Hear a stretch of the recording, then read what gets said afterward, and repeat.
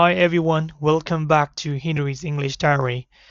ကျွန်တော်ဒီနေ့ညအတွက် Henry 365 words အစီအစဉ်မှာကျွန်တော်မိတ်ဆွေတို့ယူဆောင်လာခဲ့တဲ့စကားလုံးကတော့ဒီစကားလုံးပဲဖြစ်ပါတယ်။အင်္ဂလိပ်လိုဆိုလို့ရှိရင်တော့ကျွန်တော်အင်္ဂလိပ်စာအတန်ထွက်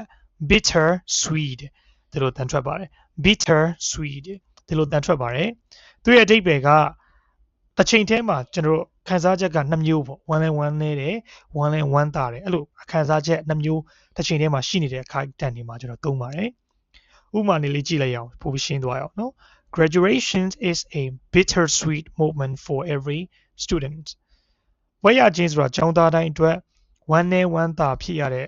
အခိုက်အတန့်တစ်ခုဖြစ်ပါတယ်လို့ရေးထားတယ်ဟုတ်တယ်တချို့သောသူတွေဘွဲ့ရတာကပြောဖို့ကောင်းတယ်ဒါပေမဲ့တစ်ချိန်တည်းမှာပဲတငယ်ချင်းတွေနဲ့မတွေ့ရတော့မှဖြစ်တဲ့အတွက်ကြောင့်မလို့အကြောင်းတွေမတက်တော့မှဖြစ်တဲ့အတွက်ကြောင့်မလို့ဝမ်းနေတယ်တစ်ချိန်တည်းမှာပဲဝမ်းနည်းဝမ်းသာဖြစ်တဲ့အခါမျိုးတွေမှာကျွန်တော်တို့ဒီစကားလုံးကိုသုံးပါတယ်အင်္ဂလိပ်လိုဆိုလို့ရှိရင်